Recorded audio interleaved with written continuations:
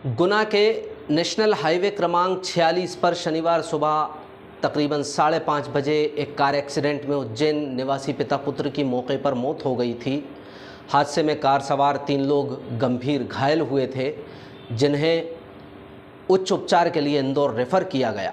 लेकिन इस हादसे के बाद जो कुछ ज़िला अस्पताल में ज़ख्मी घायल लोग और उनके गुना के रिश्तेदारों के साथ घटित हुआ, उसने पूरे शहर का नाम खराब कर दिया, अस्पताल और उसके स्टाफ को कलंकित कर दिया, शहरवासियों को शर्मिंदा कर दिया।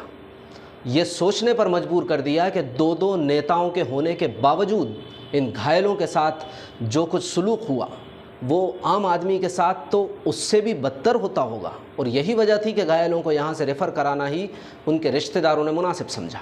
हाईवे पर हुए दर्दनाक एक्सीडेंट की जानकारी मिलने पर सांसद डॉक्टर के.पी. यादव के प्रतिनिधि रमेश मालवीय और बमोरी विधायक, ग्रामीण एवं पंचायत विकास मंत्री महेंद्र सिंह सिसोदिया के प्रतिनिधि पंकज श्रीवास्तव जख्मियों की देखभाल और उपचार सुनिश्चित कराने के लिए ज़िला अस्पताल पहुंच चुके थे। ड्यूटी डॉक्टर की सलाह पर तीनों घायलों को सीटी स्कैन कराया जाना था। इन्हें लेकर मालवीय और Pankaj ward boy CT scan कक्ष के बाहर खड़े हो गए, लेकिन उन्हें बताया गया कि लाइट नहीं है, लाइट ना होने की वजह से सीटी स्कैन नहीं हो पाएगा। मालवीय और पंकज ने अपने अपने प्रयास जारी रखे। बिजली कंपनी के प्रबंधक अजय सिंह तोमर सहित गुना एसडीएम वीरेंद्र सिंह बघेल से चर्चा कर जैसे तैसे बिजली व्यवस्था भी बहाल कराई गई। इसके बावजूद इस बीच वो घायल तड़प रहे थे, इसके बावजूद वो घायल स्ट्रेचर पर ही पड़े रहे। मौके पर मौजूद स्टाफ ने बताया कि मशीन गर्म होने में समय लगेगा। इसी अफरा तफरी के बीच जिला अस्पताल स्टाफ के एक सदस्य ने रमेश मालवीय को नेतागिरी न करने की हिदायत देते हुए बुरी तरह डांट लगा दी। इसके बाद सांसद प्रतिनिधि रमेश मालवीय आक्रोशित हो गए, स्टाफ के रवैये पर नाराज़गी जाहिर की और इससे ज़्यादा कर भी क्या सकते थे।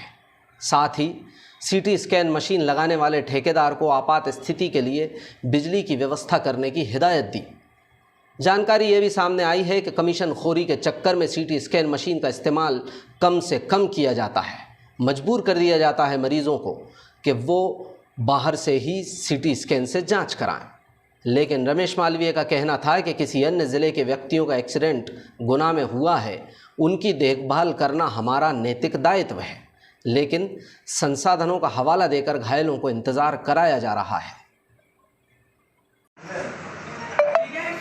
यहाँ इतनी देर से 2 घंटा से पड़े हैं, 2 घंटा से पेशेंट को डरे बैठे हैं और ये बोल रहा हूँ मेरे से कि नेतागिरी करने आए तुम यहाँ। मेरी बात लाइट नहीं थी, इसलिए लाइट नहीं थी तो सरकार की जिम्मेदारी है, तुम रिपोर्ट करो शासन को कि लाइट नहीं आ रही। मेरी बात को सुनो, इन्वर्टर पर से इतनी बड़ा लोड नहीं है तो आप अपने जिसका जनरेटर है, जिसकी मशीन है उसको भेजो कि ऐसी इमरजेंसी में मानो जाने चली जा। अपन ये बहाना ले लें बिजली नहीं आ रही। आप बताओ आपका परिवार का होगा जी कोई नहीं? आप मैं हाथ जोड़ के प्रार्थना कर रहा हूँ जिनकी धनी रोटी नहीं है कोई, हम लोग इनको लग रहे हैं और मान लो मेहनत देर चली जा। आप क्या करोगे?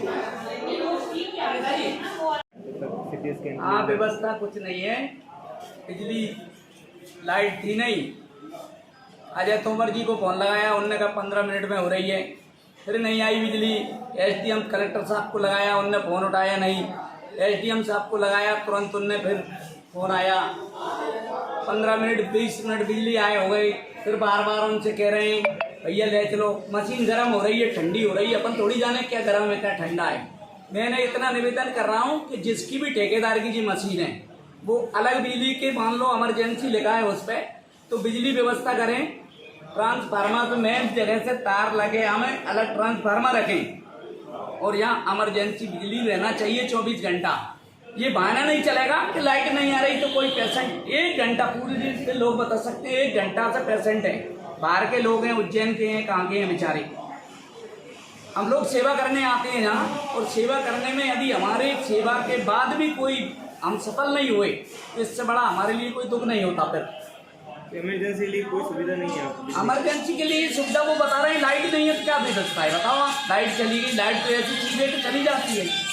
और वो उसको अपनी पर्सनल लाइट लेके आए, जिसकी भी जे सिटी स्कैन की मशीन है, वो विद्युत मंडल से जो मेन ट्रांसफार्मर होता है वहाँ से 3 तार लेके आवे, 3 फेस लेके आए, अपना ट्रांसफार्मर रखाए जहाँ अलग से, और वो सिर्फ और सिर्फ केवल इस मशीन के लिए बिजली होना चाहिए। हॉस्पिटल में तो बहुत सारा काम है, कहीं भी फाल्ट हो जाएगी, कहीं भी ट्रांसफार्मर जल जाएगा, कहीं भी कुछ हो जाएगा। 1 घंटा से भी ज्यादा हम यहाँ गेट पर रखे खड़े, ये बता देंगे, ये लोग भी साथ में।